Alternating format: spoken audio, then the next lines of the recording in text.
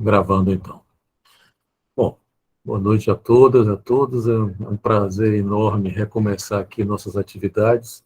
Sempre muito bom, muito interessante, né, as nossas conversas, as nossas discussões. E para mim é muito importante manter esse espaço de transmissão da psicanálise. Então, eu queria desejar as boas-vindas a todas e a todos e pedir e estar aqui também com colegas que já conheço há muito tempo, Auricéia, Antônia, Carlos, se estiver esquecendo alguém, enfim, seria melhor se fosse presencial, né? Porque a gente voltou agora, o presencial faz uma diferença, né? Na universidade está fazendo muita diferença. Mas, enfim, é muito interessante também a gente poder ter a participação de pessoas aqui praticamente tem gente de outros lugares do Brasil, né? Não só daqui de Fortaleza. Então, isso também é muito interessante, né? A gente ter pessoas que, sabe, da mesma maneira que a gente está fazendo atividades outros locais, né? Do Brasil. Então, é sempre muito bom e sempre muito interessante, tá?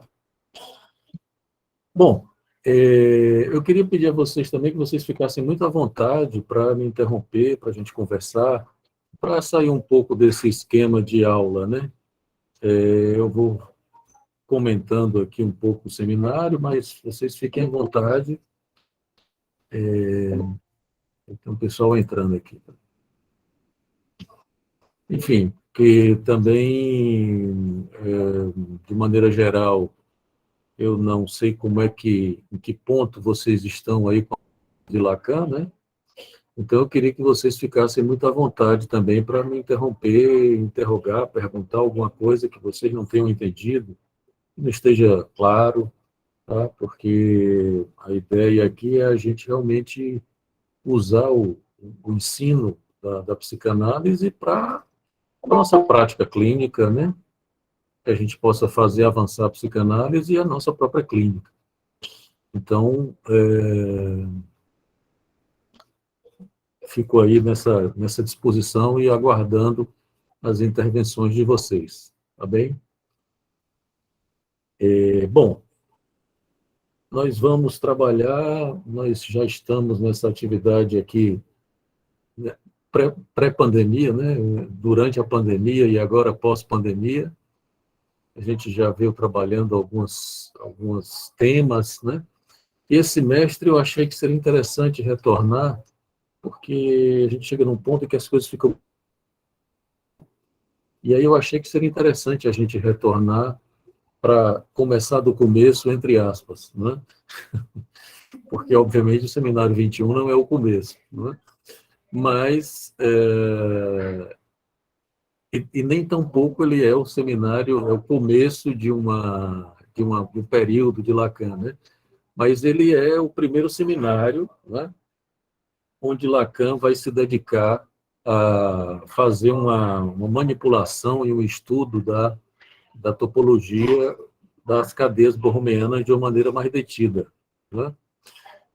Vocês, como eu disse, vou começar do começo, né?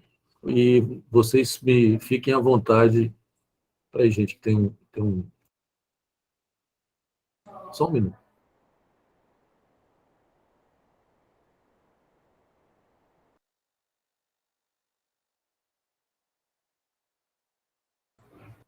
Bom,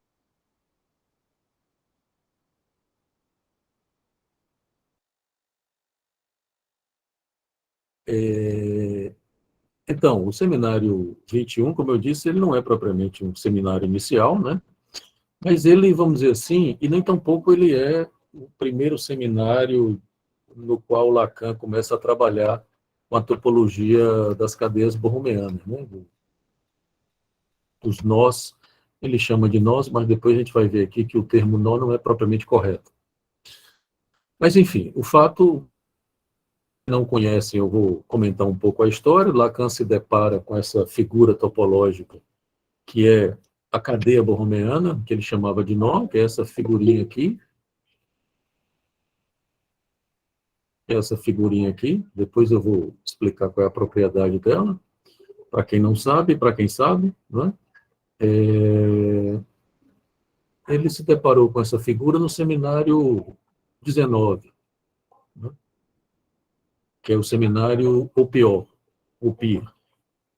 E lá ele já fez no seminário, a primeira vez que ele comenta o que ele chama de novo-romeano, é no seminário 19, né? Ele faz alguns comentários, ele está trabalhando uma frase que ele escreve num escrito, que é o leturdi, que está traduzido como aturdito, né? Não é aturdido, é aturdito, né? É um neologismo de Lacan, que é aquela famosa frase dele: eu te peço que recuses o que te ofereço, porque não é isso. É uma frase emblemática, né? Eu te peço que recuses o que te ofereço, porque não é isso. E Lacan trabalha um pouco no seminário 19 essa frase e articulando, né? Eu te peço, pedir, recusar e oferecer, nessa trilogia da cadeia borromeana. Eu não vou entrar nisso, obviamente, é só para que vocês saibam, né, desse percurso de Lacan. No seminário 20, que certamente é um dos seminários mais conhecidos de Lacan, que é o Encore, né, está traduzido como Mais Ainda, que é um seminário sobre o gozo, especialmente o gozo feminino. Ele também comenta um pouco as cadeias borromeanas. No fim do seminário, ele apresenta uma cadeia borromeana de 13 elos, que está errada, não é borromeana. Depois alguém diz para ele que não era borromeano. E o Lacan, como sempre, ele pega o erro dele e leva adiante, tira consequências, né? Nós vamos ter que retornar um pouco ao seminário 20, porque nesse seminário 21, Lacan retorna. No seminário 20, gente, eu estou falando assim, considerando que vocês estão no momento inicial do estudo de Lacan, tá? Então, quem já está um pouco à frente, fica aí aguardando um pouco, tá? Mas também podem me interrogar e tal. Então, como eu não sei, como eu disse, em que pé vocês estão, eu estou começando do começo até a gente chegar lá, tá? Então, no seminário 20, que é o Encore, que é o Mais Ainda, né, traduzido como Mais Ainda, ele apresenta os famosos matemas da sexuação, né, muito debatidos e conhecidos, e muito importantes na obra de Lacan, clinicamente fundamentais, né? Hoje, só para que vocês entendam a importância, por exemplo, na universidade, a gente está fazendo. Sou professor na Universidade de Fortaleza, para quem não me conhece bem ou não sabe, já há alguns anos, não vou dizer quanto tempo não, para vocês não acharem velho. E aí, na universidade a gente está fazendo temos um grupo de estudo e pesquisa lá no nosso laboratório de graduação, onde a gente está fazendo uma discussão sobre gênero e psicanálise, né? Então, toda essa discussão hoje dos estudos de gênero e dos questionamentos acerca do gênero, as críticas que a psicanálise recebe do campo dos estudos de gênero e etc., a gente está encarando isso, né? Tá tentando lidar com isso da maneira mais produtiva possível. E, obviamente, o Seminário 20 aí, ele é um seminário central, porque ele vai falar exatamente dessa ideia de uma sexuação. Lacan não fala propriamente de gênero, mas fala de uma sexuação, né? Por que eu estou falando nisso? Porque a gente vai ter que voltar a isso, porque do meio para o fim do seminário, nas primeiras lições, e posteriormente, lá, desse seminário 21, Lacan volta aos matemas da sexuação, né? Faz um retorno. Então, quando chegar lá, a gente volta um pouco, a gente pode até falar, a gente pode até tirar um dia para falar dos matemas e esclarecer um pouco, e para poder avançar, tá? Mas, enfim, é só para que vocês saibam que esse então, o terceiro seminário de Lacan, a partir do momento no qual ele se deparou com o que ele chama de nó borromeano. Eu vou dizer logo para vocês que isso aqui não é um nó, logicamente é errado. Alguém disse para Lacan, Lacan, isso aqui não é um nó, isso é uma cadeia. Tá? Chamar nó borromeano é um erro topológico. Mas o Lacan, como era teimoso, resolveu, mas deixa é o meu nozinho, ele ficava brincando com isso e terminou chamando de nó. Mas, rigorosamente, isso aqui não é um nó. Um nó é isso aqui. Em topologia, isso aqui é um nó. Tá? Um desses elos é um nó. É por isso que o nó borromeano não é um nó, é uma cadeia de nós. Em topologia, isso aqui é um nó, que é uma curva no espaço que se fecha, na topologia. Tá? Então, recomendo que a gente passe a usar o termo cadeia e não nó, mas é óbvio que a gente está toda hora escorregando nisso, porque virou habitual chamar de nó borromeano. Mas para que vocês saibam logo de saída de que não é propriamente correto chamar de nó, tá? Porque é uma cadeia. Tá? Eu tenho, eu não sei se todo mundo já sabe, a gente tem esses seminários, eles estão, seminários passados, eles estão postados no canal do YouTube, no meu canal do YouTube, e tem praticamente todos os vídeos dos seminários anteriores. E tem uma aula que eu confesso para vocês que eu não me lembro se foi semestre passado ou foi no semestre anterior, onde eu esclareço algumas noções de topologia, inclusive essa história de que por que é um nó, o que é um nó trivial, a relação é trivial e etc. A gente pode até, em algum momento, falar um pouco disso, parar para falar, mas se vocês quiserem adiantar, podem assistir o vídeo lá dessa aula, que depois eu posso até dizer exatamente qual é, mas no momento eu não lembro. Mas é uma aula sobre onde eu comento essas noções de topologia. Topologia dos nós. Tá? Então, é o terceiro seminário onde Lacan vai trabalhar com a cadeia borromeana, né, a topologia da cadeia borromeana, só que nesse ele vai trabalhar, vai se dedicar a isso. É o primeiro seminário, vamos dizer assim, é o terceiro, depois que ele encontra o nó, né, mas é o primeiro seminário onde ele vai realmente parar e manipular os nós e trabalhar com os nós, enfim, e tirar consequências. Né? Então, é praticamente o primeiro seminário. O seminário que abre esse último período da obra de Lacan é o seminário 19, seminário 20. Né? Que até o 18, 16 ou 17, 18 ele está falando dos discursos. No 19 ele começa a falar do PIR, né? Começa já falando um pouco dos matemas da sexuação. Aí, a partir daí, abre-se o último período da obra de Lacan. Tá bem? Então,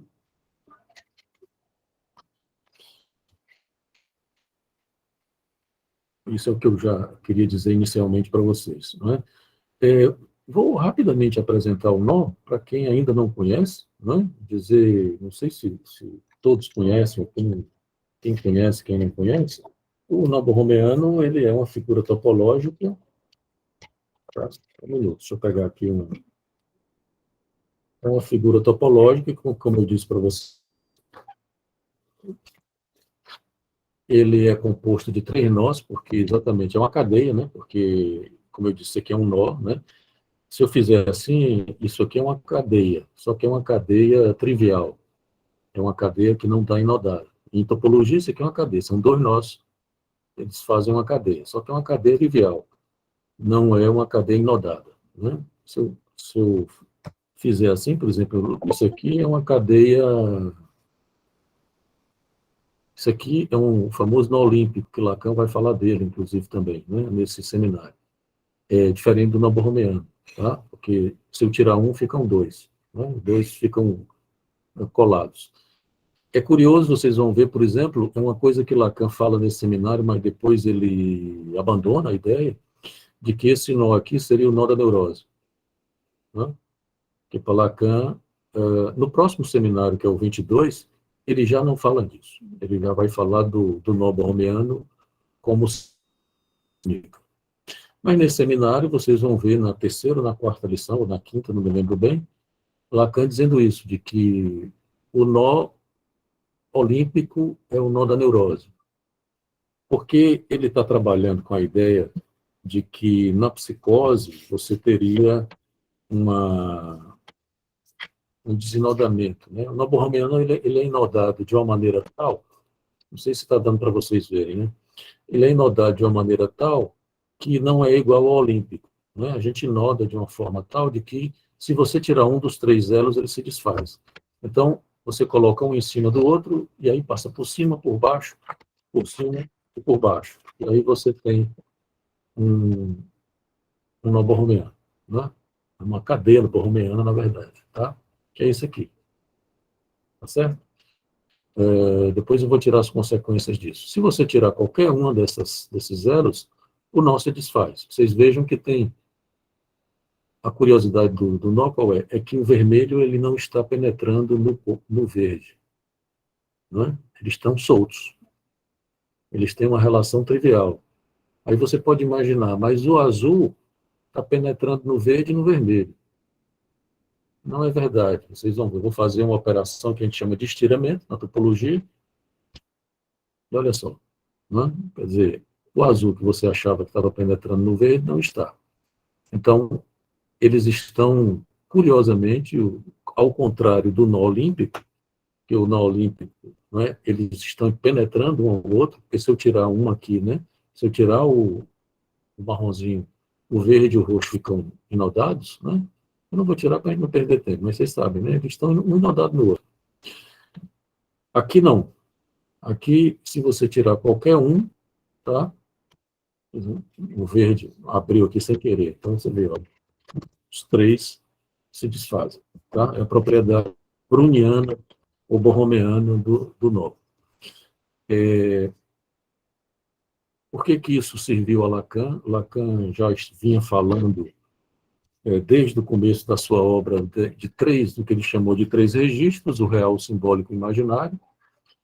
Lacan, a gente vai falar um pouco disso hoje, porque nesse seminário Lacan dá uma outra concepção de imaginário, né? É o início de uma outra concepção do imaginário, muito importante para a clínica, inclusive. Mas o Lacan, vocês lembram, ele trabalhava o real, o simbólico e o imaginário, e ele trabalhava meio que dessa forma, de uma forma olímpica, ele trabalhava 2 a 2. Né? Especialmente o imaginário e o simbólico, e o real sempre ficava de fora. Né? E com o nó borromeano, ele conseguiu dar nós vamos falar disso também, da equivalência dessas dimensões, e passou com essas três, ele passou a chamar de dimensões, ele chamava de registros, você passa a trabalhar com essas três dimensões de uma forma equivalente e por vizinhança, ou seja, elas não é possível você pensar uma sem a outra. Tá? Não existe simbólico sem imaginário, imaginário sem simbólico, simbólico sem real e tal, e etc. A estrutura, então, vejam bem, para que serve isso? A gente vai falar muito nisso. O que nós chamamos de estrutura em psicanálise, não propriamente as estruturas clínicas, neurose, psicose, etc., para Lacan passa a ser com esse desenho. Tá? Real, simbólico e imaginário. É uma discussão que avança na discussão da topologia borromeana, porque, por exemplo, eu, semestre passado, disse isso, a ideia de uma estrutura para Lacan, especialmente a partir do seminário 22, que é o próximo, passa a ser uma estrutura única. Então, por exemplo, se vocês estão acostumados a pensar a clínica e as estruturas a partir das três estruturas tradicionais, neurose, psicose e perversões, a topologia borromeana vai interrogar isso. Né? É que a gente trabalha com isso. Tá? Mas, enfim, voltando aqui, então, esse seminário se situa num momento muito importante da obra de Lacan, porque abre exatamente, e daí por diante, Lacan não para mais de trabalhar com a topologia borromeana, vai até o seminário 26, 27, trabalhando com isso. Né? E só para quando morre, né? Então, Lacan estava muito interessado, desde o início da obra, em fazer o que ele chamava de uma escritura do real, né? Lacan, vejam que isso é muito importante a gente entender que o real, no começo do seminário, não sei se vocês... Obviamente que vocês vão ter dificuldade de ler o seminário, porque não é um autor que a gente lê e entende. A gente precisa trabalhar o texto, precisa estudar. Só ler não é suficiente, porque só ler não nos dá uma possibilidade de entendimento, né? Eu preciso parar, ler de novo, trabalhar o texto e tal. Então, não é um autor simples, e exatamente esses espaços de discussão também são fundamentais para a gente poder entender um pouco, né, e tirar as consequências do que o Lacan vem falando, né? Mas, por exemplo, é importante entender que o real, em Lacan, ele, inclusive, na primeira ou na segunda lição desse seminário, ele faz essa distinção entre real e realidade psíquica em Freud. É um ponto que depois ele vai discutir também no seminário, daí por diante, mas especialmente no seminário 22 e no seminário 24. Mas, por exemplo, ele vai fazer uma distinção, porque para Lacan o real não é a realidade, né? O real, ele se demonstra. Por exemplo, ele já tinha afirmado isso desde o Leturdi, desde o, antes do Leturdi, desde o seminário 15, que ele vem fazendo uma afirmação que vocês já devem ter ouvido falar, mas no seminário 15 ele diz assim: não há ato sexual. No seminário 15, que é o seminário sobre o ato analítico. Daí por diante ele começa a dizer: não há relação sexual. Veja, para Lacan, isso é um dizer do real. Isso é algo que mostra, por exemplo, como não há encontro possível, por exemplo, entre um homem e uma mulher. Existe um encontro simbólico que a gente pode fazer, por exemplo, através do amor, né? Ele é um tema que o Lacan discute muito nesse seminário também, exatamente por isso que ele volta ao tema da separação, mas a impossibilidade de uma fusão, de fazer um com o outro, ele é um dizer do real, né? Ele tem consequências estruturais para todos nós, né? Então, por exemplo, quando Lacan diz os não tolos erram, isso é uma coisa, vou já falar do título do seminário, também é muito interessante, mas quando Lacan diz os não tolos erram, ele está querendo dizer o quê? De que nós temos que saber e nos colocarmos numa posição que ele diz assim, de ser tolo do real. Não há relação sexual, a gente sabe disso, mas por isso a gente transa, né? Quer dizer, ser tolo do real é você, apesar do real, lidar com ele. Quer dizer, rigorosamente há uma certa tolice nisso, né? Nas nossas relações, que a gente sempre sabe que não vai dar certo.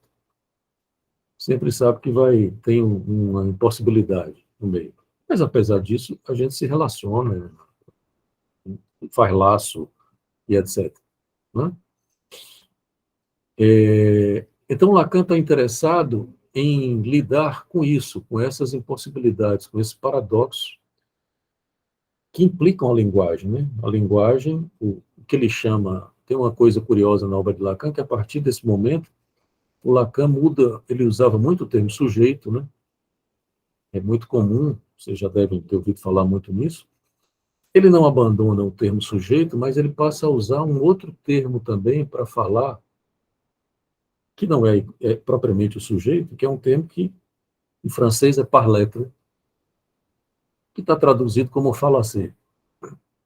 Eu não sei porque eu não gosto do termo, da tradução. Eu sempre uso o termo em francês, que é o parler, que não é exatamente a mesma coisa do sujeito, né? Porque o sujeito ele está muito dentro de uma dimensão simbólica, né? Vocês lembram aquela aquele axioma lacaniano de que um significante representa o sujeito para outro significante. Né?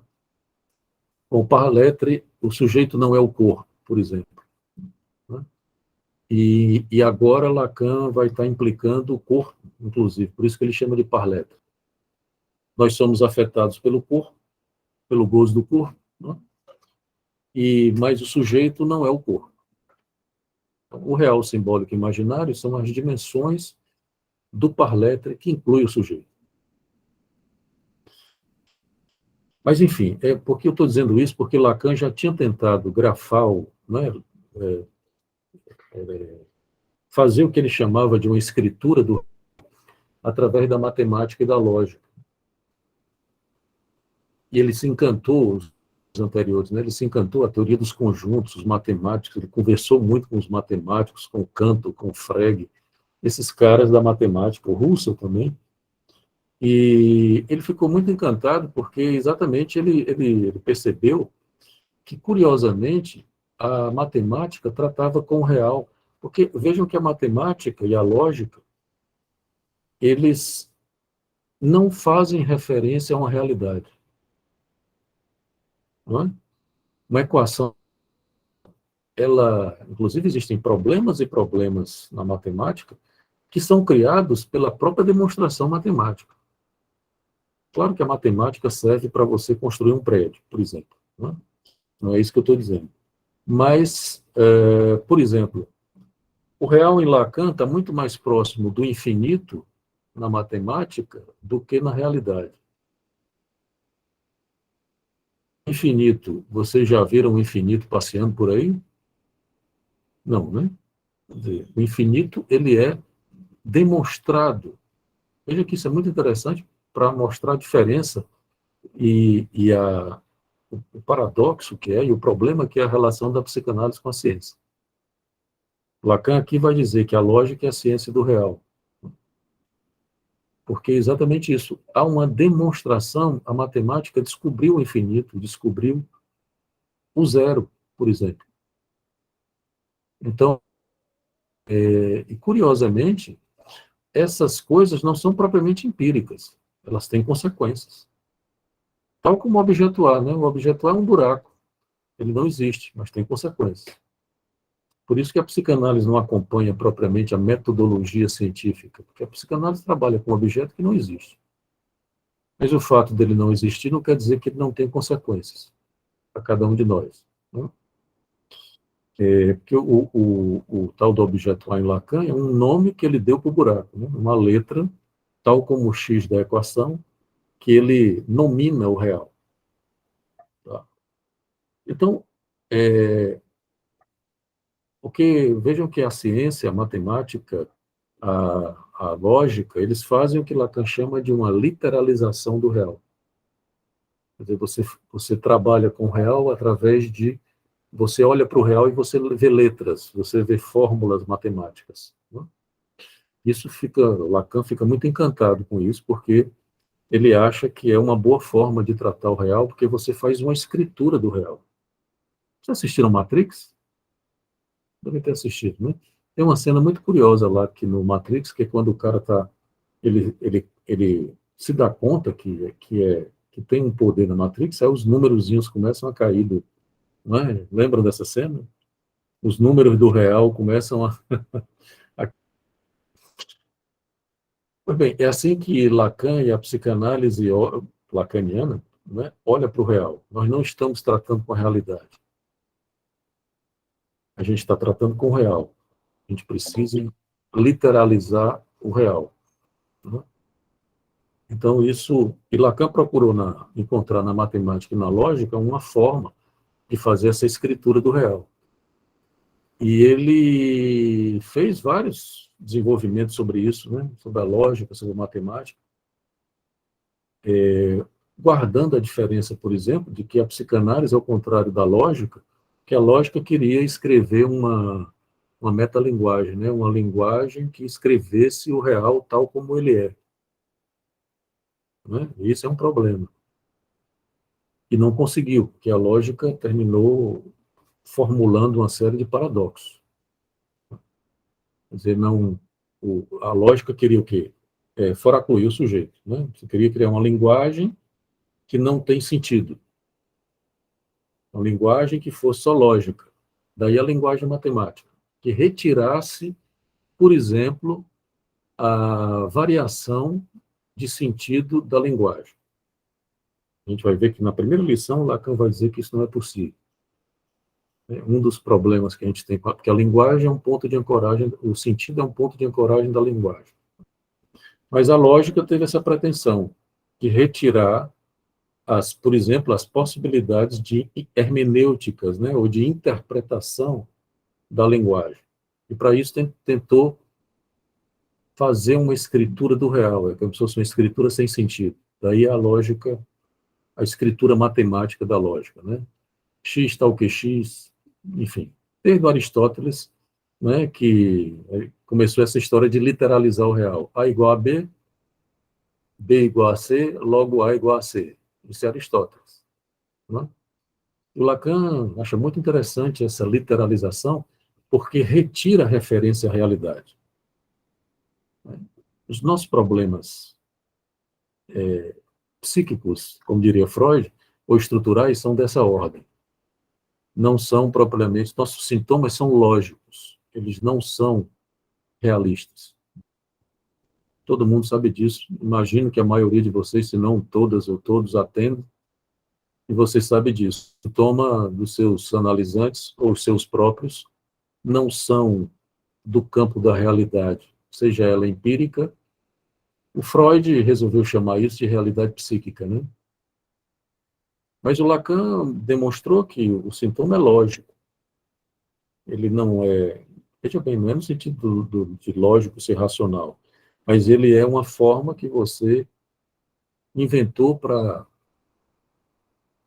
fazer uma escritura do real, do sexo e da morte. É a sua escritura sobre esse real. Daí a importância do sintoma. E até porque, obviamente, o sintoma não se sustenta numa averiguação com a realidade. Não é? Essa semana, um analisante estava me dizendo isso. Olha, não faz nenhum sentido eu ter medo de elevador. Não é verdade? Não tem, na realidade dos fatos. E o mais curioso é que o sujeito sabe disso. Né? Mas isso é uma questão lógica, né? Da lógica significante ou da lógica inconsciente. Não é uma questão realista. Né? Mas, enfim, eu estou dizendo isso, vocês, gente, fiquem à vontade para perguntar, tá? Eu estou falando de coisas aqui que não são propriamente simples. Então, veja bem, por que eu estou falando isso? Porque o Lacan, ele encontrou exatamente uma outra forma de demonstrar o real, que nesse momento, que foi exatamente a topologia das cadeias borromenas. Né? Curiosamente, ele não abandone completamente, mas ele para de falar das, das questões matemáticas, lógicas e etc. Né? Só para dar um exemplo, por exemplo, para vocês, para que vocês entendam um pouco melhor essa história de o que é que Lacan tem a ver com matemática. Todo o problema do universal e do singular, né? Isso é um problema para a psicanálise, que é um problema lógico. Veja que essa questão do universal e do singular, quem começou com isso foi a lógica, foi o Aristóteles, né? Todo homem é mortal, Sócrates é homem, portanto Sócrates é mortal. Quer dizer, na lógica você tem uma proposição universal e tem uma proposição particular. Você tem uma afirmativa universal, tem uma afirmativa particular, tem uma negativa universal e uma negativa particular. Né? Além do que, a lógica trabalha com o problema da verdade. Né? Isso interessa muito a Lacan, porque para a lógica a verdade é uma sentença. Ela não é uma verdade ontológica. Não é? É verdadeiro ou falso, dependendo da sentença. Mas, bom, vamos lá. O Russell e o Frege são dois matemáticos importantes, já devem ter o Russell, vocês com certeza já ouviram falar. O Frege é um cara com o qual Lacan trabalhou muito. Com ele não, né? Com a obra do Frege. Porque o Frege entrou numas de criar, de demonstrar a existência do conjunto universal. Aí o Russell chegou para ele e disse, o Frege, cai na real, porque não rola. Porque um conjunto universal, para ser universal, ele precisaria se conter. E um conjunto, ele não se contém. Quer dizer, um conjunto de laranjas não é uma laranja. O famoso exemplo do conjunto da laranja. Né? O conjunto de laranjas deveria ser uma laranja. E não é. Não é? Então, isso é um paradoxo que tem a ver com o real, né? Porque a partir daí, vocês se lembram disso, os matemáticos resolveram dizer que o primeiro, como o conjunto universal não existe, a gente pode chegar a uma conclusão psicanalítica que existe uma falta no universal. Não é verdade? É uma conclusão curiosa. Lacan escreve isso, o S de abarrado. Não sei se vocês já viram esse matema do Lacan. Um grande outro, que tem uma barra, que falta a ele um significante. Um S e um abarrado entre parênteses. Quer dizer, falta um significante ao universal. O conjunto universal nunca se contém. Pois bem, os matemáticos resolveram escrever isso, escriturar isso da seguinte maneira, de que todo conjunto contém um conjunto vazio. Na verdade, lembram disso? Do primeiro grau? Não, segundo grau, ensino médio, sei lá como é que chama hoje. Na minha época era segundo grau. Todo conjunto universal, quando você vai fazer o primeiro subconjunto de todo conjunto é conjunto universal. Estão me ouvindo, gente? Apagou aqui todo mundo. Não é? É um conjunto vazio. É curioso, o que isso tem a ver com psicanálise?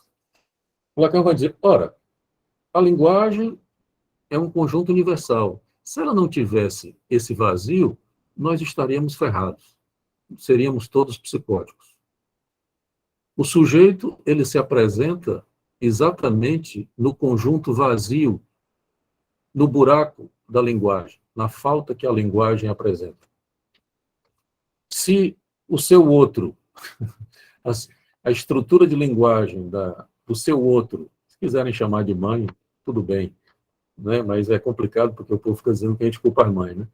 E não é verdade. Né? É um outro.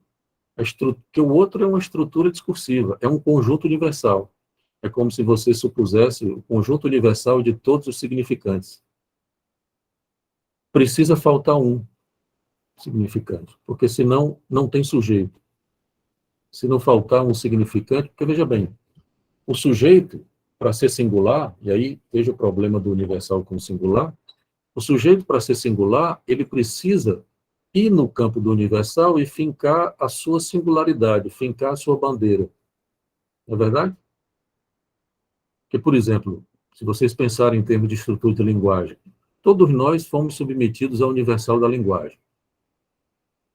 A linguagem existia antes de vocês, não é? Vocês nasceram, nós nascemos, e recai sobre o universal que já existia da linguagem, a estrutura de linguagem. Seu nome, inclusive, já estava lá. Né? Leonardo, Antônia, Carlos, já estava nesse conjunto universal. Mas ele precisa ser reservado pelo outro para lhe representar como sujeito para outro significante. O que é que eu quero dizer com isso? Que você foi lá e roubou o seu nome do conjunto universal.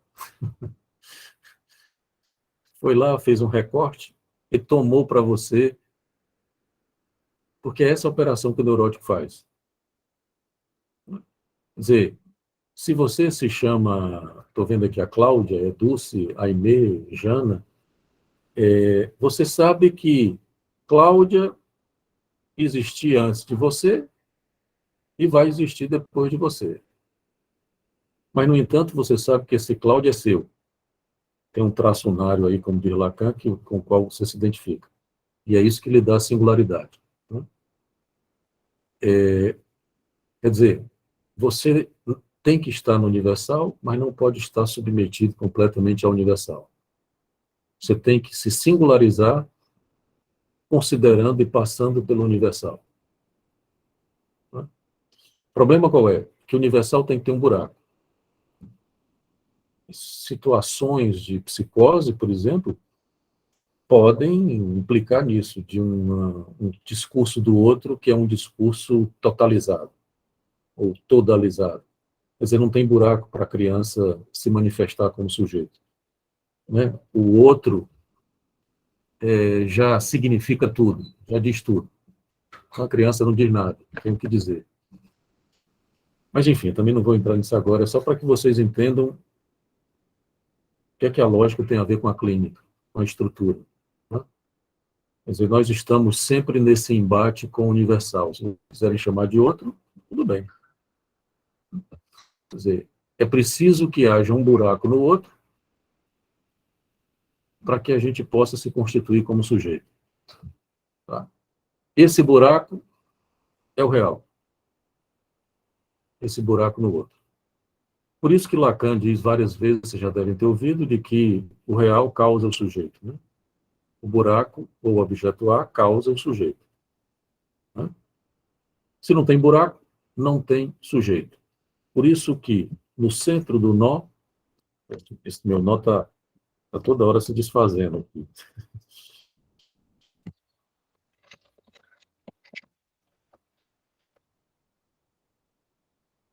Veja que no centro do nó tem um buraquinho aqui que a gente chama de triskel, tá aqui, né? Que nunca se desfaz. E não tão borromeano.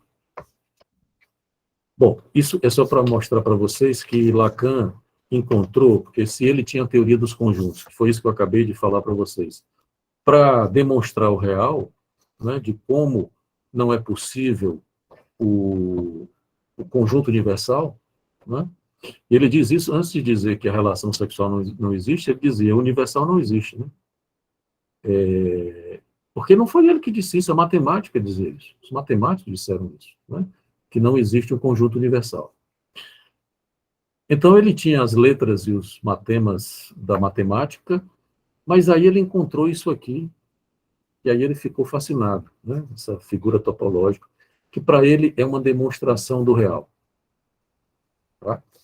E é por isso que ele passa a tentar fazer essa escritura do real a partir dessa topologia, e não mais com a teoria dos conjuntos, com a matemática e tal. Tá? Ele deixa de lado e vai tentar demonstrar esses paradoxos, esses buracos a partir dessa topologia, tá?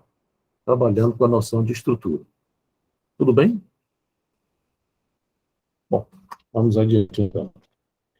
Primeira coisa que eu queria dizer para vocês, já falei disso aqui.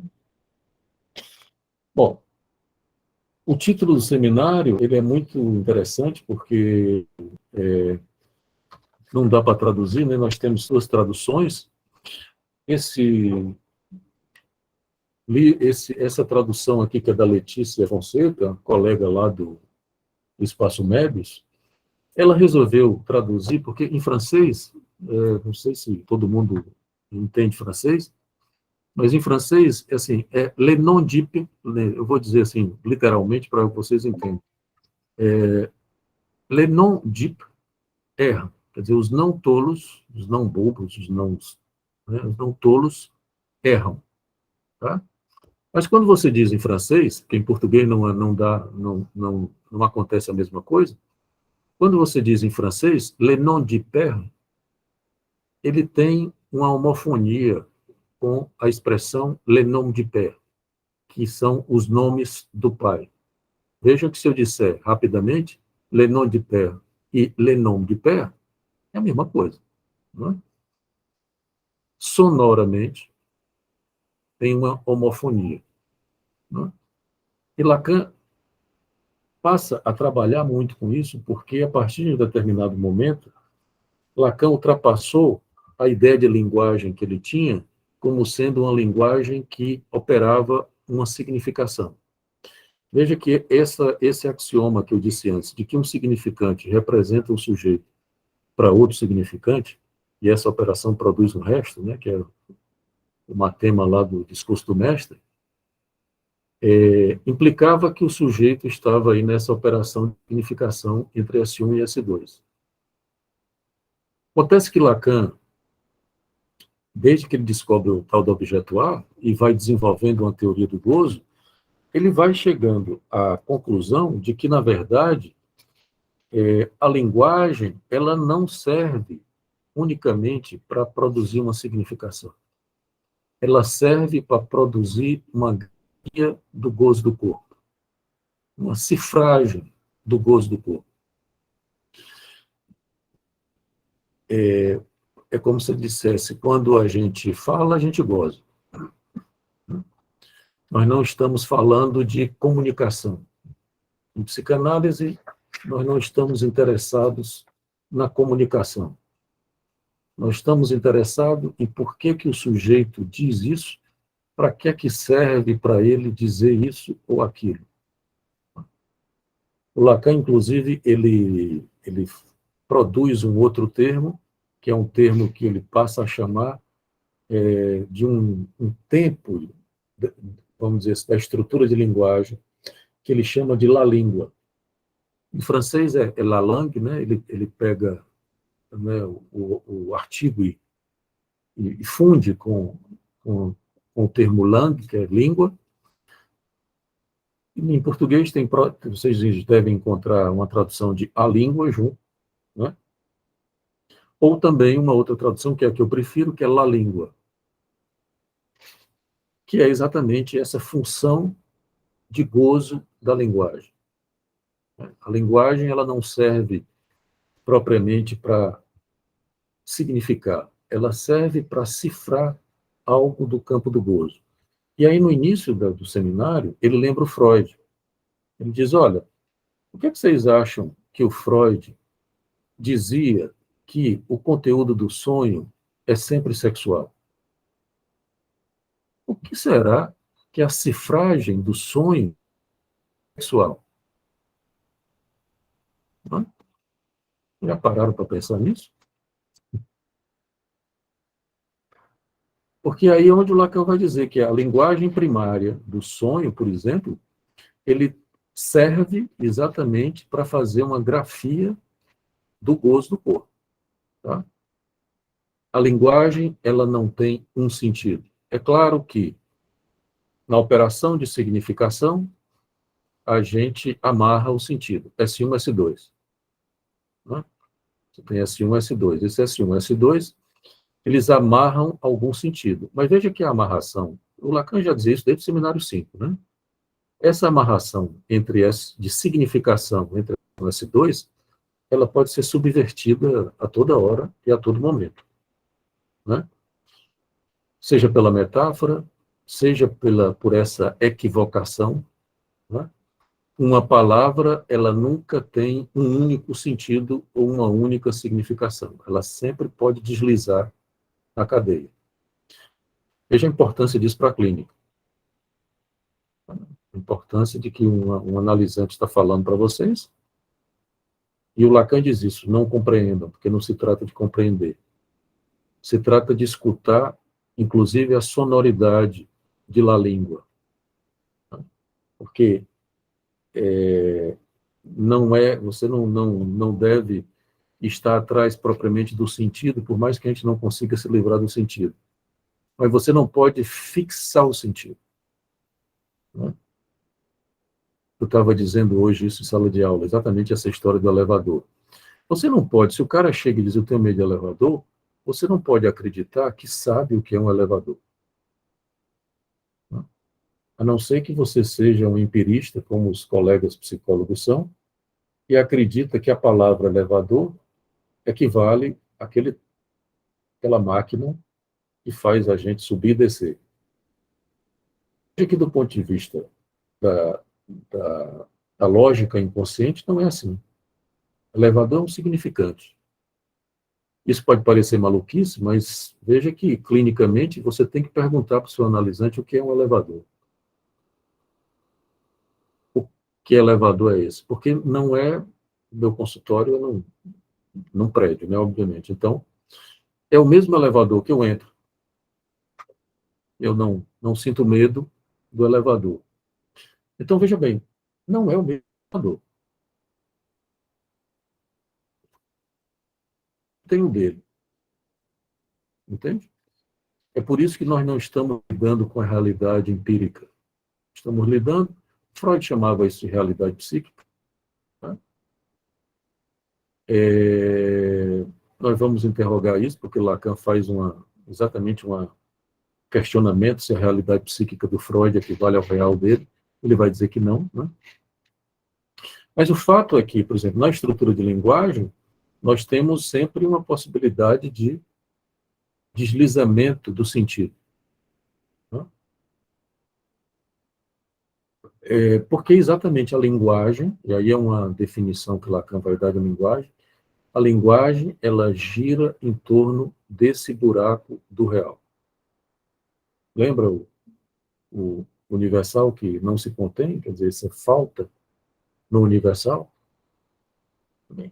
Esse buraco que está aqui no meio, né, que é um buraco, inclusive, que sustenta a estrutura. Lembra que eu acabei de dizer? Está aqui o buraco. O nome desse buraco é Triskel. Tá? Para quem ainda não sabe. E é muito interessante porque Lacan vai dizer isso no seminário 22, que é o seguinte, ele diz, olha, o ponto da estrutura não é um ponto, é um buraco.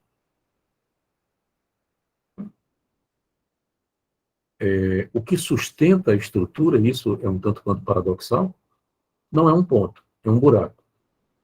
Vejam que isso é extremamente importante para o avanço que Lacan vai fazer com a topologia borromeana.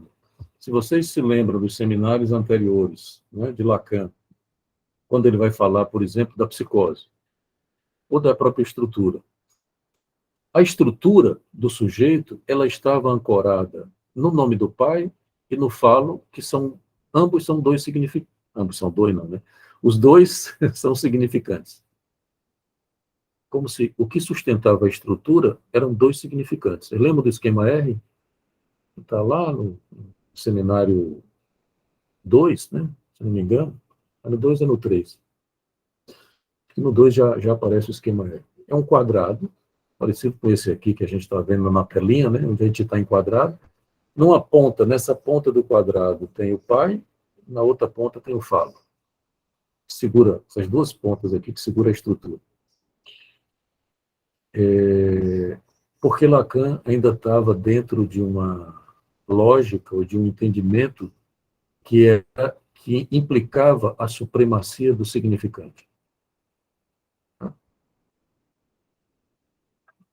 Por exemplo, a tese dele sobre a psicose é que a psicose era produzida por uma foraclusão do nome do pai. Imagino que vocês se lembram disso. Pois bem, agora, quando ele vai falar da psicose, ele vai falar de outra maneira. Né? Ele vai falar do Joyce, etc. Mas, quer dizer, não é mais, isso é muito importante para a gente pensar a clínica, não é mais, o que sustenta a estrutura não é mais unicamente o significante. O significante e a letra, eles servem para a gente fazer uma borda no real. Aqui, ó. Essa borda aqui.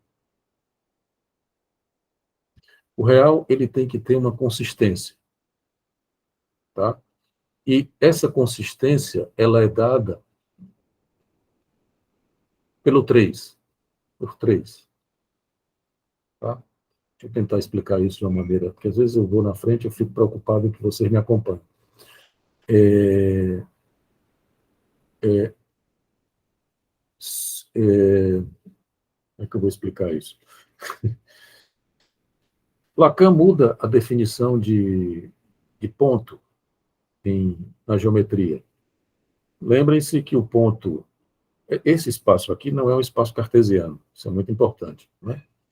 No espaço cartesiano, vocês devem lembrar, o ponto ele é um cruzamento de duas retas. Uma reta, procurando uma reta aqui para ele.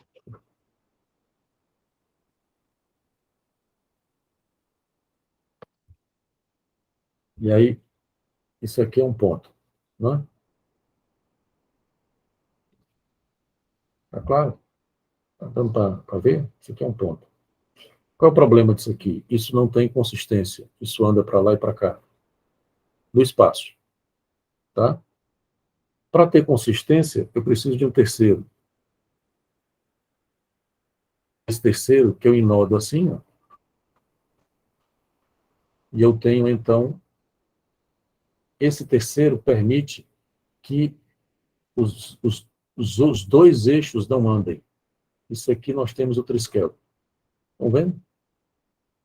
Tá? Lacan brinca, não sei se vocês lembram, ele fala das armas da Bretanha, né? Quando os soldados colocam os fuzis, eles encostam os fuzis sempre de três. Né? Para os fuzis ficarem em pé, eles precisam colocar os três fuzis num cruzamento que dê uma consistência. Se ele colocar só dois, os fuzis caem. Para o real ter consistência, precisa ser três. Para fazer buraco, precisa ter C3, não pode ser dois. Tá? É por isso que o nobo-romeano é tão importante para Lacan.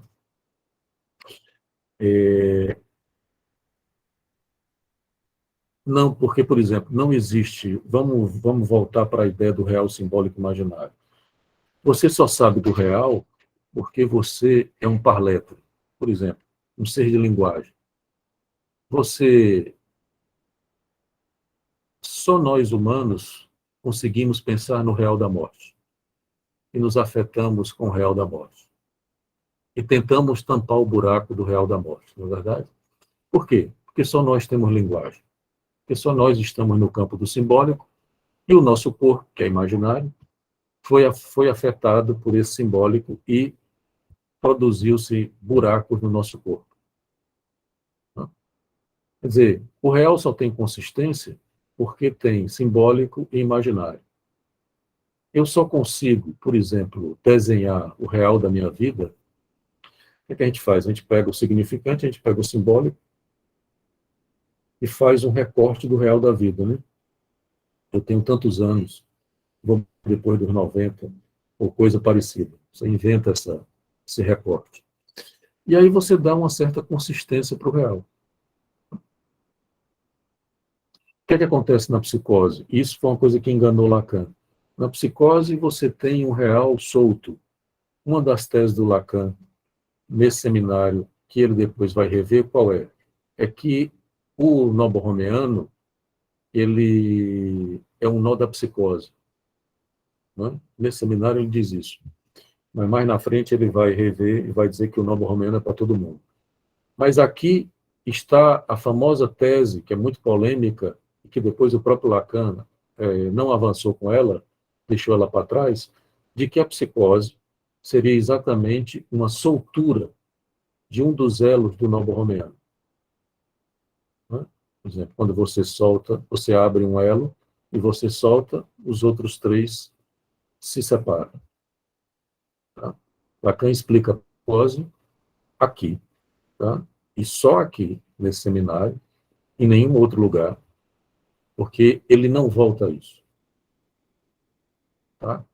Vocês vão encontrar, por exemplo, uma série de colegas psicanalistas de boa estirpe, como diria o Lacan, né? Propondo a soltura do nobo-romeano. Isso aqui, que eu acabei de fazer.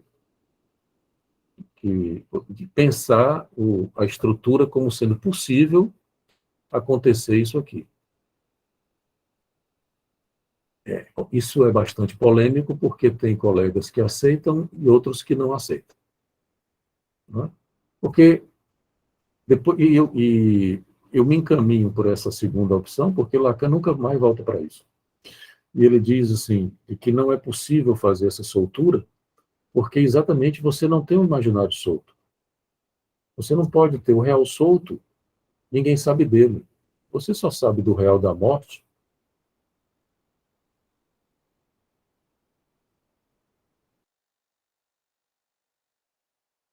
Né? Os animais, por exemplo, não têm a mínima ideia do que é o real. Entende? Os animais têm uma relação que é imaginária com o real, puramente imaginária. Eles não têm simbólico, não têm linguagem. Então, eles não fazem esse tipo de escritura do real, essas bordas, né, que a gente faz, nós estamos aqui, vocês estão na casa de vocês, eu estou na minha, essas, essas bordas no real, e no nosso quarto, gabinete, sala, o que for, que a gente faz. Os animais fazem toca, né? Mas é diferente, não é? A toca eles fazem meio que instintivamente, né? A gente também faz toca, né? Só que as nossas tocas têm livro, tem todos os nossos significantes, né?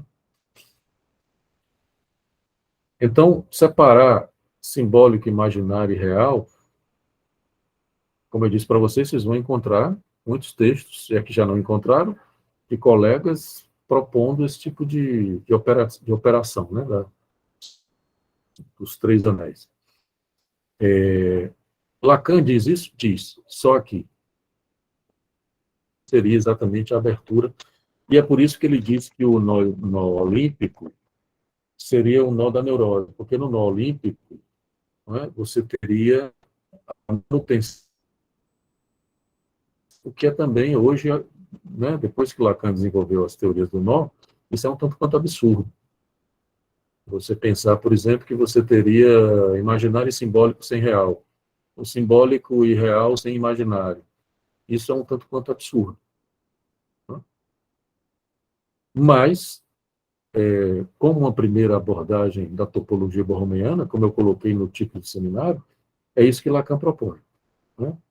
A gente vai tirar as consequências disso, porque isso tem consequências clínicas também. A gente é isso, né? Como é que seria isso, né, para Lacan? Mas, como eu disse, ele abandona. Ele só fala disso aqui, nesse seminário. É uma primeira abordagem, uma primeira abertura para pensar como é que essa topologia serve para a clínica e serve para pensar as estruturas, né? Mas ele abandona. Tá? Mas, enfim, voltando aqui para o título, né? Voltando no título. O, o Lacan vai dizer, né, de que a língua produz esse tipo de equivocação. Veja que isso também tem uma questão importante para a clínica, porque existe aí a possibilidade de você pensar a interpretação como sendo algo dessa ordem. Né? E se alguém diz Le Nom du Père, pode estar dizendo, se alguém diz os nomes do pai, pode estar dizendo os não tolos eram. É claro que isso, em francês, né, indica para Lacan que a nossa relação com a linguagem não é uma relação unicamente de significação, mas uma relação de grafia do gozo. Ele tem um momento aqui no seminário que ele fala o que ele chama de mais de gozar. Né? É um termo em alemão, se não me engano, é Lustwein, uma coisa assim, que ele retoma o Freud. O Lust em Freud é o prazer. Né? Então, ele... Professor, Oi, diga eu. no seminário do Santome, ele é bem assim taxativo, né? Ele fala só há interpretação pela equivocação. No começo, assim. É até uma É, coisa assim meio assustadora. porque Lacan está interessado, exatamente, a pergunta clínica dele, porque vocês acham que pode ser maluquice do Lacan, o que é que isso tem a ver com a prática, o que é que isso tem a ver com a clínica? E veja bem, o Lacan estava interessado em que intervenção toque o real, entende? Que a intervenção do analista... Oi, vocês estão me ouvindo? E tem uma hora que todo mundo, eu acho que quem apagou fui eu. Não, né? Estão me ouvindo. Lacan está interessado exatamente em fazer uma intervenção que toque o real. Né? Porque existe o risco de você fazer uma intervenção, como faz, por exemplo, a religião. A minha é, pois é, na internet, não, prometo que na próxima vez vai ficar melhor, tá? Eu vou comprar um roteador gigante aqui para ver se o que é que acontece. Por exemplo, a religião, ela faz uma intervenção simbólica.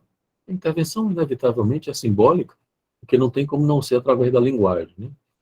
Mas a religião faz uma intervenção simbólica que, de alguma maneira, ela não toca o real, ela escamoteia o real. Veja que a prática da religião também tenta tratar do gozo. Só que a religião usa o simbólico, inclusive Lacan diz isso, né? O RSI, no meio do seminário, ele apresenta os movimentos do nó, tem o nó destrógeno e o nó levógeno, os movimentos, que depois a gente vai ver aqui com mais detalhes. E ele vai dizer, a religião, ela realiza o simbólico do imaginário, ela é RSI. É por isso que o seminário 22, o título do seminário é RSI, e ele brinca, né, que RSI em francês é hérésie, e faz uma homofonia com hérésie, que é heresia, tá? Em francês. Veja que Lacan, exatamente quando ele trabalha com essa problemática da equivocação e de la língua, ele passa a fazer isso, inclusive nos títulos do seminário dele. Desde o PIR, né? O PIR tem 3 pontinhos e etc. No Encore, por exemplo, que em francês é encore, né? Está traduzido por mais ainda, que a gente perde esses efeitos quando traduz português. Encore, em francês, é ainda, né? Literalmente, mas é também no corpo, né? Encore, no corpo. Le nom du père, RSI é o hérésie, né? Saint-Homme, que é o seminário 23, ele faz uma referência ao sintoma, mesmo não sendo sintoma, faz referência a Santo Homem, que é Saint-Homme, a São Tomé, porque São Tomé era uma referência do Joyce, que ele vai trabalhar, né? Enfim, tem uma série, você vê o que é que uma palavra, as várias possibilidades que uma palavra produz, né? Os poetas sabem disso, né? Pergunta aos poetas. Os artistas e os poetas têm essa competência, né, de retirar da palavra, né, um sentido que você nunca imaginou, né? Então, o Lancy qui sait de l'imbevis c'est l'amour, quer dizer, bom, em francês quer dizer, o Lancy qui sait, e o insabido que sabe, que é o Lancy qui sait, faz uma referência ao l'insuccès, ao insucesso. Enfim, ele fica brincando com essa sonoridade de la língua, né? Porque é como se o Lacan estivesse dizendo, olha, para voltar ao que eu estava falando sobre linguagem e la língua, a linguagem, ela já é uma amarração de la língua. S1 e S2, uma amarração de la língua. Mas se vocês observam a criança, por exemplo, Lacan dá um exemplo de la língua no balbucio da criança. Observe uma criança, um bebê de 6 meses por aí, balbuciando. O que é que ele está fazendo? Ele está gozando. Ele está gozando do corpo. Ele fica blum, blum, blum, fazendo uns barulhos, umas coisas, uns blé, uns blô, blô, blô. Ele está gozando do corpo. Né? E está tentando grafar o gozo que vem do corpo. É o que a gente faz. Só que a gente esqueceu que faz. Porque a gente trabalha a partir dessa operação de significação. Né? Quer dizer, eu hoje estava, inclusive, dizendo isso para os alunos. O que é que a gente pede para o outro, né? A gente pede para o outro, a gente pede amor, pede saber, pede gozo e pede desejo. Né? Isso vale para qualquer laço social que você faça. Quer dizer, se eu estou falando aqui para vocês, eu estou pedindo tudo isso. Quer dizer, o fato de eu estar aqui falando implica que algum gozo para mim. Não tem como não ser. Quer dizer, essa condição de gozo de la língua, que é, no campo do real, inclusive, é um simbólico da língua. A língua é do simbólico, mas ela implica essa grafia do real. É com isso que a gente tem que lidar na clínica, né? Essa sonoridade, porque Lacan vai dizer exatamente que só assim, e aí entra a pergunta, a questão que o Euler colocou, só assim você vai tocar o real. Né? Quer dizer, o sentido da linguagem é o gozo.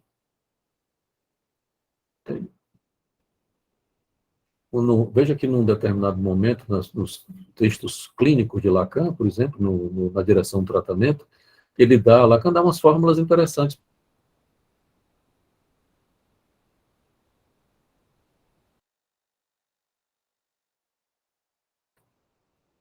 O que é que isso quer dizer? É um pouco aquilo que eu falava sobre o elevador, né? O que é elevador? O que é que isso quer dizer? Mas é um texto 58, é um texto que Lacan estava trabalhando com a supremacia do simbólico e do significante. Agora eu não me lembro se era na televisão ou na radiofonia. É bom, em um dos dois, não me lembro mais. Ele muda depois essa pergunta, ele diz, não é que você deixe de perguntar o que é que isso quer dizer, mas você tem que perguntar também para que serve dizer isso ao sujeito. Para que serve ter medo de elevador? Para que serve ter um determinado sintoma? Por que ele está dizendo isso? Para que serve dizer isso? Se alguém chega na clínica de vocês e diz, eu sou uma merda, não presto para nada, ou meu pai me disse isso, minha mãe me disse isso, e ele está lhe dizendo de novo, né? Está lhe dizendo de novo na sua clínica, você tem que perguntar, para que serve? Por que ele diz isso? Para que serve dizer isso? Então, isso é muito importante porque é uma tentativa de você produzir uma grafia do real, do gozo do corpo. A língua, a linguagem serve para isso. É isso que Lacan chama de la língua. Né?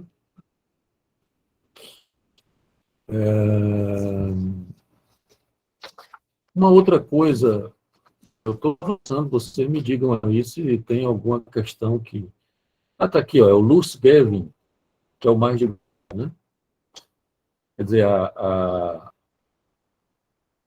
a linguagem, ela remete a vários sentidos e ela tenta tapar o buraco do real. Né?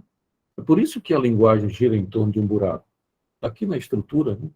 Tomem o noborromeano, eu já fiz esse nome 1000 vezes, tomem o noborromeano como um modelo da estrutura. Tem um buraco no meio. Né? Então, o simbólico, o imaginário e o real giram em torno desse buraco. Tá? E veja bem, é aquilo que eu estava falando, que é o outro ponto do título do seminário, que Lacan também vai desenvolver daí por diante. Né? Os nomes do pai, Lacan está escrevendo os nomes do pai no plural, que é uma coisa que ele não escrevia assim. Ele falava, vocês devem lembrar, por exemplo, o seminário 3, que é o seminário sobre a psicose, ele fala o nome do pai. Ele não fala no plural. Curiosamente, exatamente nesse momento em que ele está ultrapassando a supremacia do simbólico e do significante, ele está dizendo que o nome do pai não é um só, são vários. Tá? Então, ele usa o termo os nomes do pai. No início eu vou aqui comentando algumas passagens do seminário também, até para facilitar a leitura de vocês. No início do seminário, do 21, né, ele se refere também a um outro momento no qual ele começou um seminário cujo título seria Os Nomes do Pai. Esse seminário qual era? Era o seminário 11.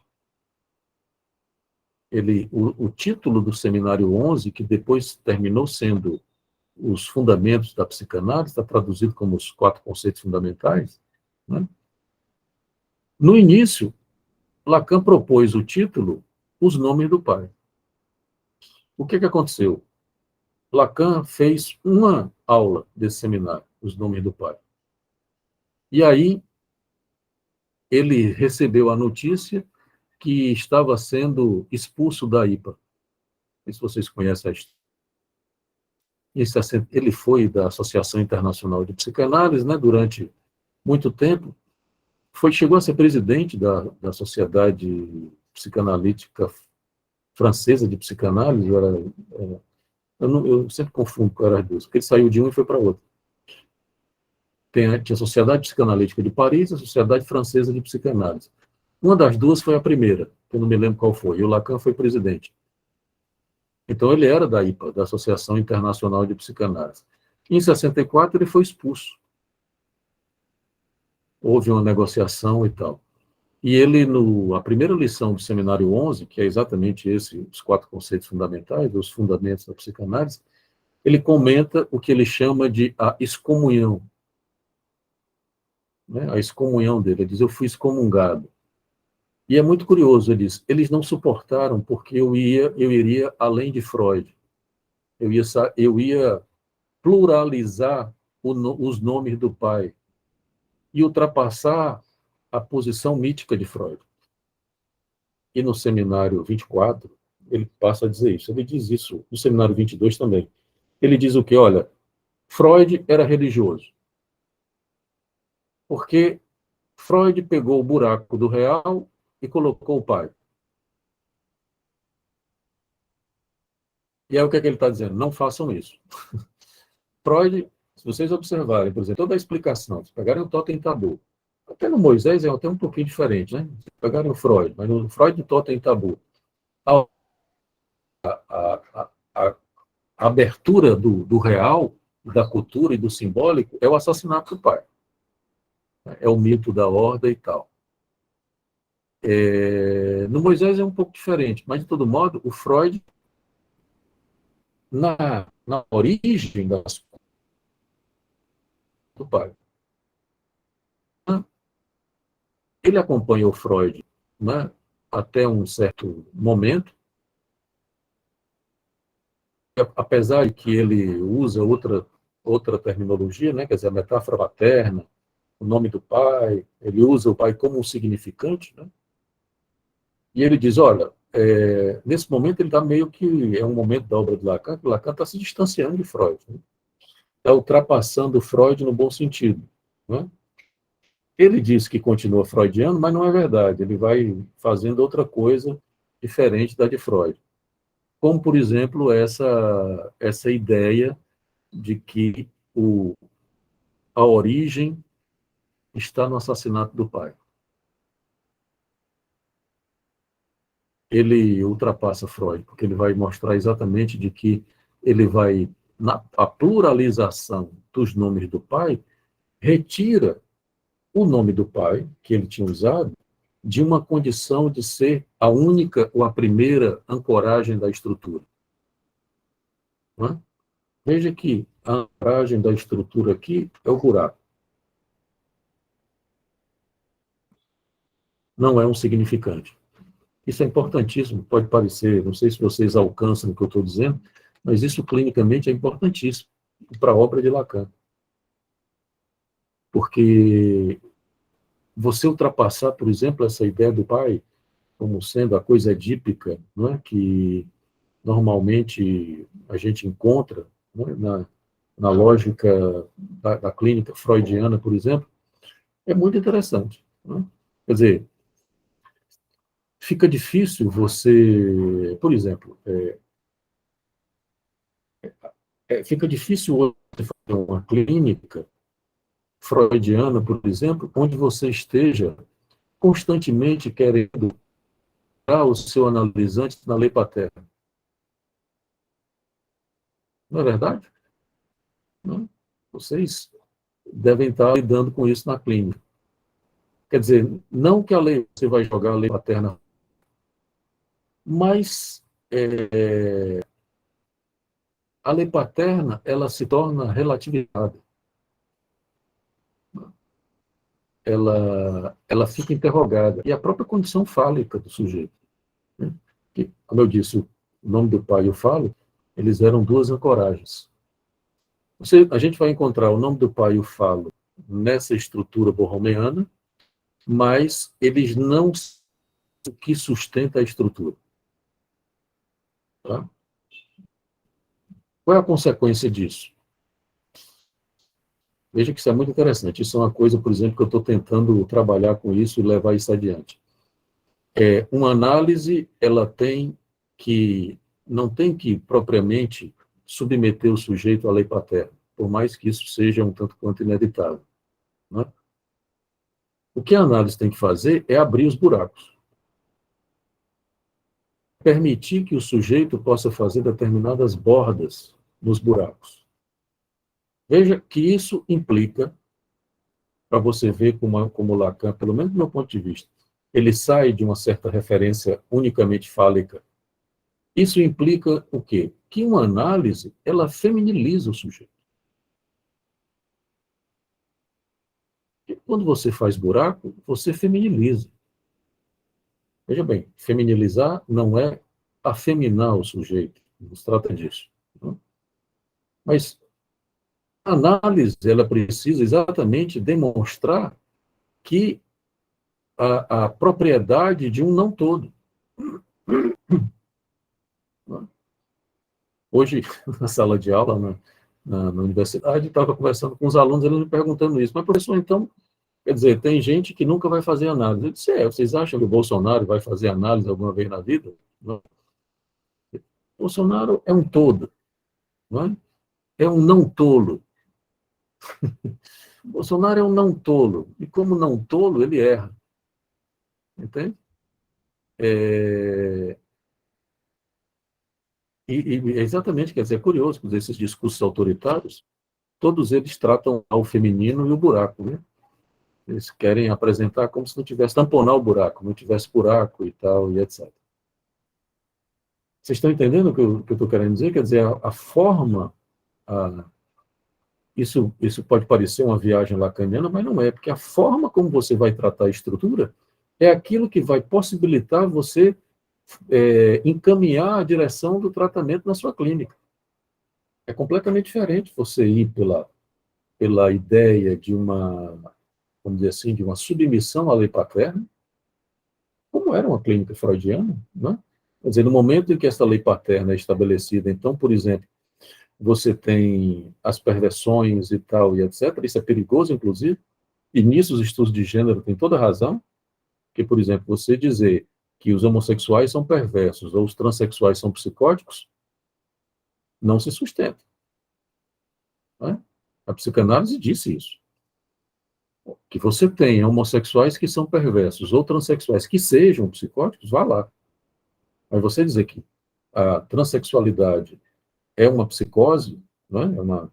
Por exemplo, como foi dito abertamente por vários psicanalistas, não se sustenta.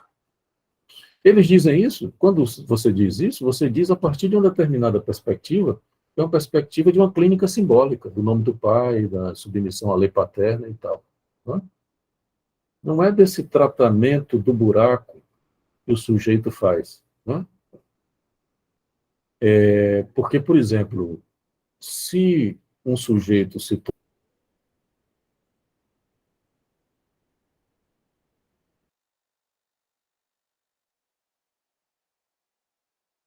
ele se feminiliza. É a operação. Travou? Travei? Quem travou? Foi eu? Leonardo, foi você, Leonardo. Repete essa última frase que você falou, que não saiu nada, a gente não ouviu nada. A parte de sujeito, né? Não sei se... Não sei se foi isso, e me digam se foi isso que eu disse mesmo, vocês não ouviram, né? O sujeito, para vegetalizar, se feminiliza. Entende? É uma ótima saída. Porque você tem, por exemplo, diante da objetalização, você tem a identificação fálica, onde você pode, por exemplo, se postar ativamente diante do outro. Homens e mulheres têm essa posição, por exemplo. Né? O problema qual é? É que o falo é o nome do pai, que lhe protegem, vamos dizer assim, do ataque do outro, do gozo do outro, não são suficientes. Ninguém deixa de padecer da condição objetal, que é uma marca da estrutura, porque tem identificação fálica ou tem o nome do pai. Entende? Ou seja, a marca da condição objetal do sujeito, porque todos nós temos essa marca, nós não nos livramos dela, essa marca, o nome do pai e o falo quebram um galho, né, para você não ser submetido a essa condição completamente objetalizada, mas não são suficientes. Todo mundo aqui não se angustia? Né? Quando você se angustia, o que é que você está dizendo? O que é que você está anunciando? Um fracasso do nome do pai, do falo, que lhe protegem de alguma maneira, não é só isso, mas é isso também, né? De alguma maneira lhe protegem do ataque do outro, porque, lembre-se, a tese do Lacan sobre a angústia é que você está muito próximo do objeto A, está muito próximo de se dar conta dessa, a angústia surge daí, né? Você está muito perto do real. Então, Professor, oi. uma pergunta meio, sei lá, polêmica, assim. Mas, enfim, eu não tenho medo dessas coisas, não. Espera aí que eu tô botando meu filho aqui pro lado. Hoje existe muito aquela questão de, por causa dessa, justamente da questão do gênero e também por causa de, enfim, outros movimentos em relação ao sexo que vão sendo feitos, na relação do sexo com a política, por exemplo, que está acontecendo hoje, existe muito os acordos de relações não monogâmicas. Isso está acontecendo a 3x4 agora, assim, com muita gente que eu falo e tudo mais. Eu fico me perguntando se isso é interessante ou se a gente não está entrando numa outra domesticação do sexo. Eu entendo que isso tem a ver com o fato de que os homens sempre dominaram essa área, no sentido de colocarem a mulher numa posição de objeto, das traições, né? De todas as coisas em que a mulher foi submissa. E esse outro tipo de acordo, enfim, pode ser uma saída. Mas não poderia ser perigoso no sentido de uma domesticação do sexo, porque para o sexo são coisas muito específicas que valem. A clínica freudiana mostra isso, né? Enfim, é uma pergunta provocação, assim. E também na sua opinião. Não, veja bem, eu parto do pressuposto que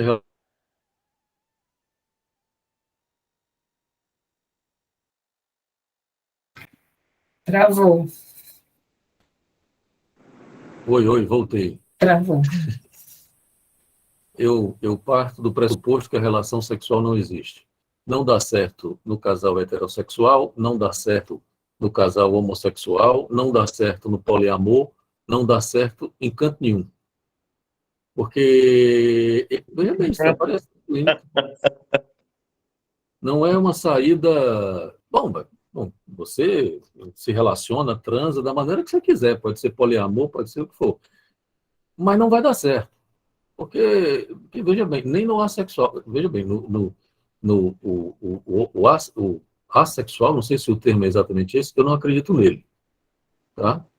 É claro que você pode não ter prática sexual, você pode ser um celibatário e tal, e etc.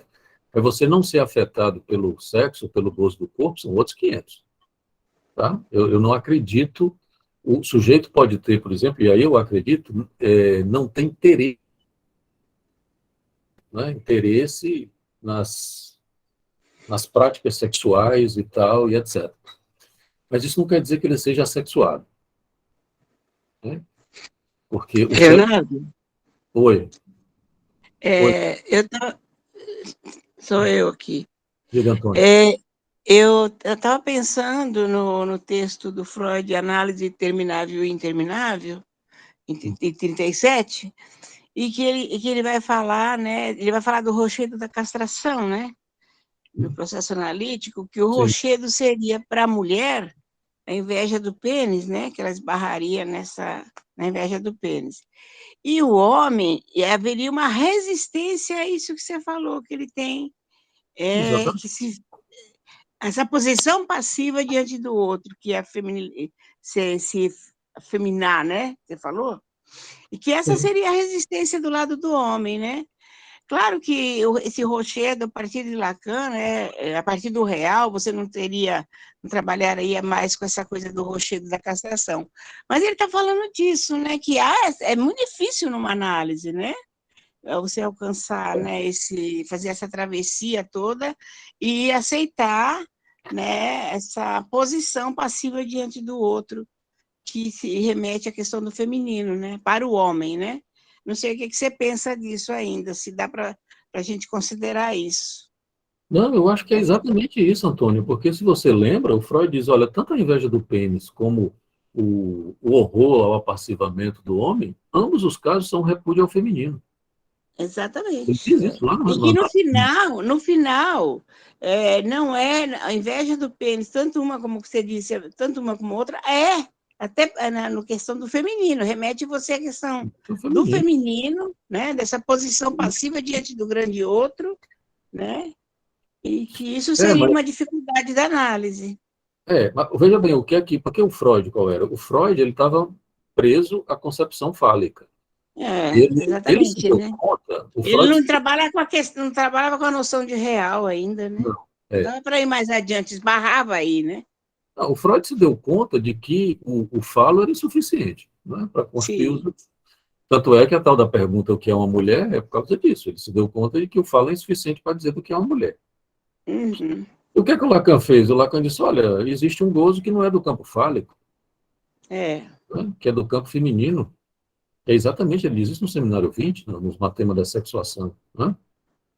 Então é possível, por exemplo, porque veja bem, o gozo feminino não é propriamente o que implicaria uma objetalização da mulher. Não. Sim. Porque, por exemplo, está na posição de objeto, o analista também está. Sim. Mas a posição de objeto é uma coisa, você se fazer de objeto é uma coisa. Exatamente. Você ser objetalizado é outra. Exatamente. Porque o semblante de objeto é você ser ativamente passivo, né? Fazer semblante é uma coisa, você ser objetalizado é outra. A diferença, eu acho que eu até já disse isso para vocês, a diferença é que muita gente se faz de objeto, mas alguns acham que são objeto. Né? Por exemplo, o santo, o psicótico, os miseráveis que eu digo assim... A vitimização, né? A vitimização fala disso, né? Você tem alguns personagens, assim, esses caras que deambulam na rua, não é? E são, né? Esses têm o problema de acreditar que são objeto. Mas veja, a mulher e o analista também ocupam o lugar de objeto. A mulher sabe que não é o objeto, o analista também. Pelo menos é bom que saiba. Né? Tem que saber, senão... Porque aí é exatamente o fazer semblante de objeto. Não é? A devastação da mulher passa por aí, por exemplo, quando ela realmente é objetalizada, é uma forma de devastação, né? Exatamente. Quer dizer, todos os semblantes permitem exatamente você... Porque o que a gente faz é exatamente o semblante do real, né? O semblante é uma representação... a gente pode falar do simbólico, está ali, né? Ser tolo do real é você...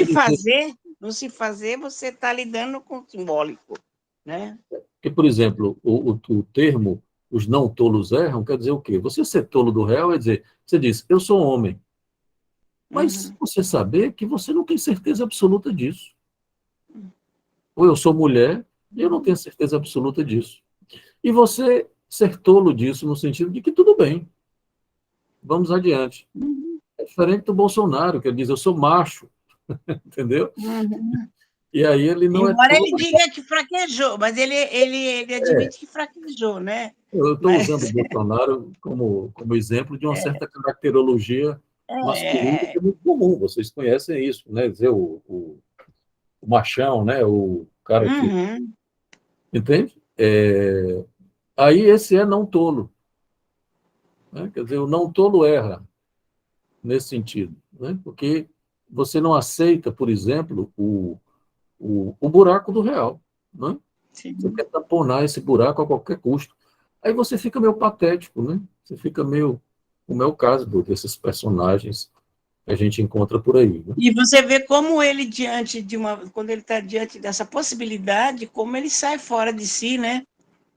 Ele enlouquece, ele, por segundos ali, as respostas que ele dá, como ele tenta se defender, é porque ele é afetado direto, né? E ele não tem condições de pensar mais em nada. Ele responde qualquer coisa querendo sair disso e tamponar isso que apareceu ali para ele como falta, né? Como erro, sei lá.